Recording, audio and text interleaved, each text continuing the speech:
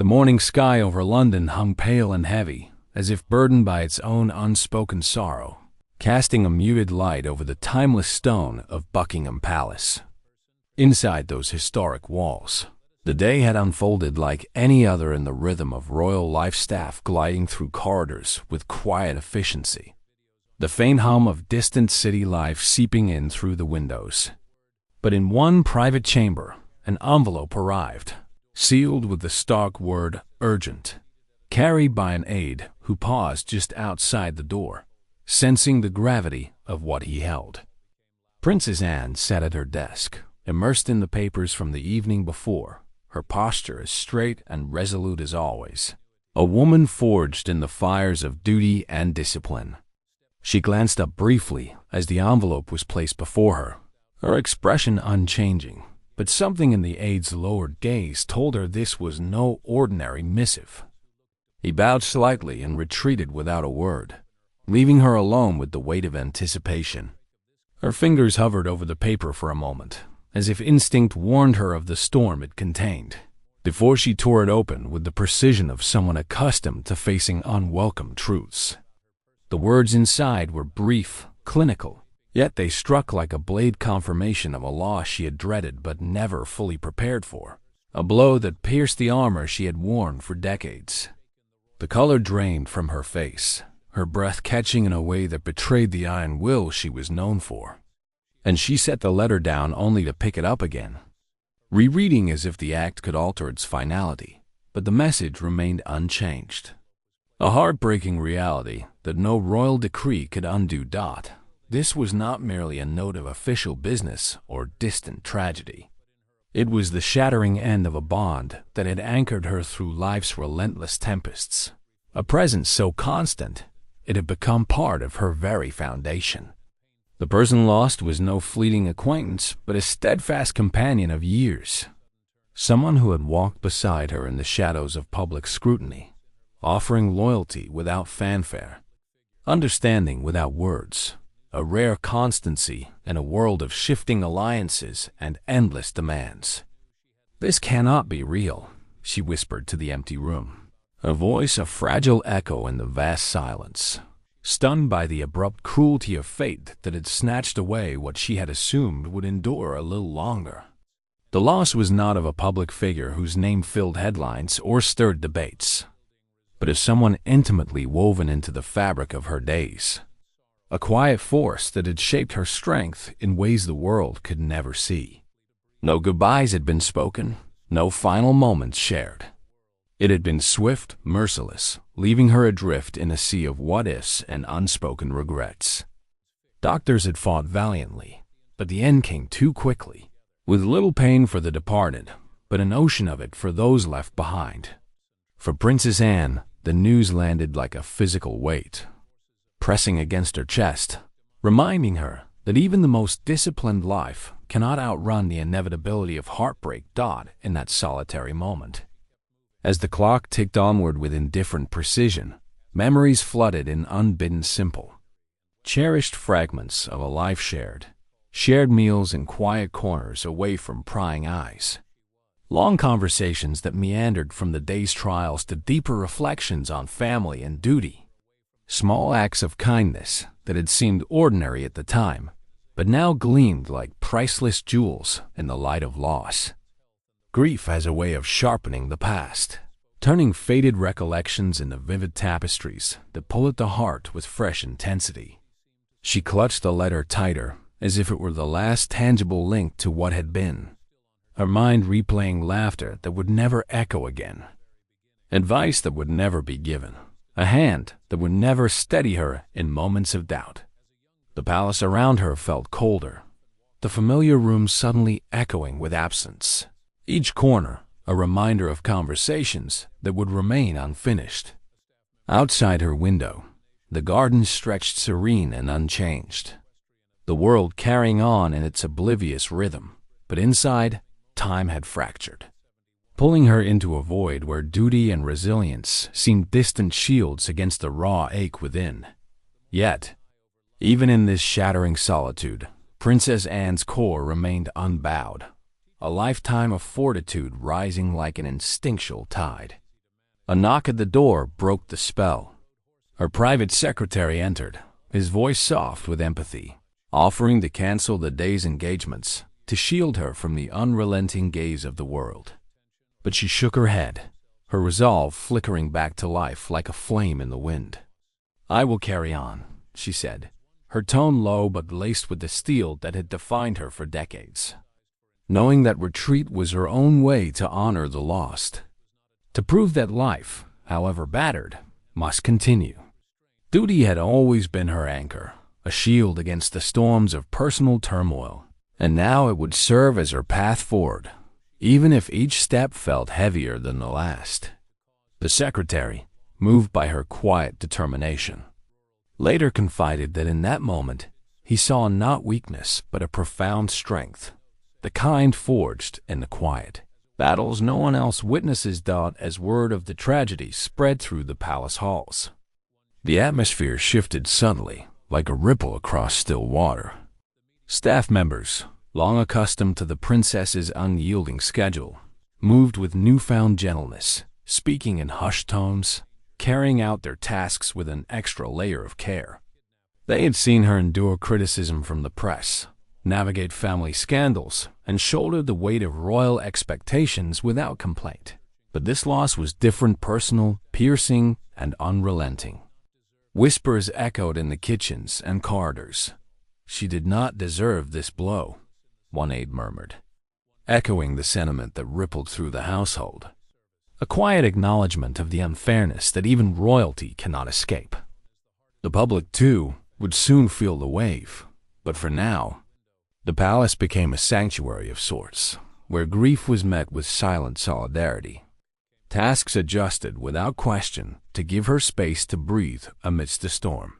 The news, once it broke beyond the palace walls, spread like wildfire across the nation, igniting a collective wave of empathy that transcended social divides. Television screens lit up with breaking reports.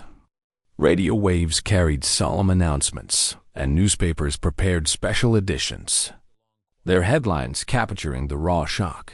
Princess Anne faces heartbreaking loss.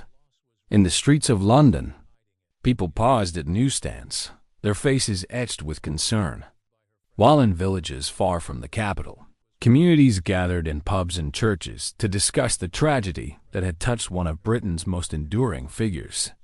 Flowers began to appear at the gates of Buckingham Palace, simple bouquets of lily and roses, tied with ribbons bearing messages of support.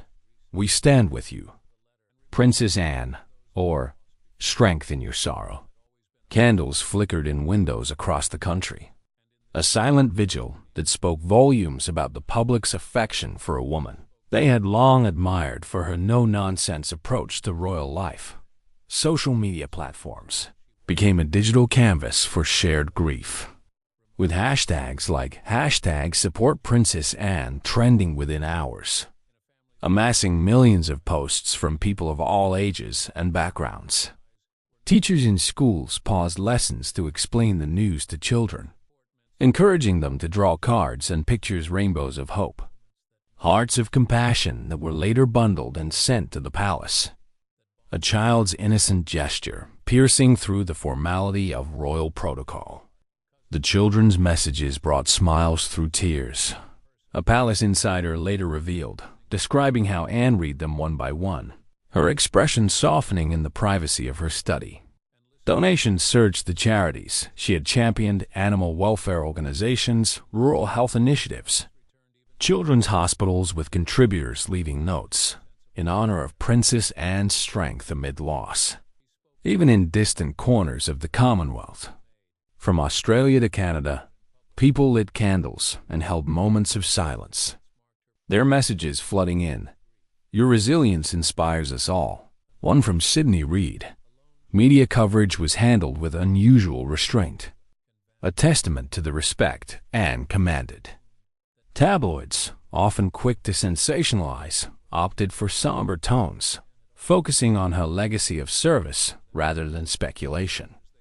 Commentators on BBC and ITV spoke with measured empathy, reminding viewers of her decades of quiet dedication, Princess Anne has been the backbone of the monarchy, enduring with grace what many could not. Social media influencers and celebrities joined the chorus, sharing personal anecdotes, actors recalling her visits to film sets, athletes praising her equestrian prowess, ordinary citizens recounting chance encounters where her warmth shone through. She's more than a princess. She's the heart of Britain's spirit, one viral post declared, garnering thousands of shares. Yet, amid the outpouring, the palace remained a bastion of quiet resilience. Anne's family rallied around her in ways both seen and unseen. King Charles, her brother, set aside his own burdens to spend time with her at Clarence House, their conversations stretching into the night, blending shared memories with unspoken understanding. "We've lost so much together," he might have said, drawing on their sibling bond forged in the fires of public scrutiny. Prince Edward and his wife Sophie arrived with understated support, Sophie bringing small tokens of comfort, Edward recalling lighter moments from their youth to coax a fleeting smile. "We wanted her to remember laughter too," Edward later confided, his efforts a gentle reminder that joy could coexist with sorrow. Anne's children, Peter and Zara, became her pillars.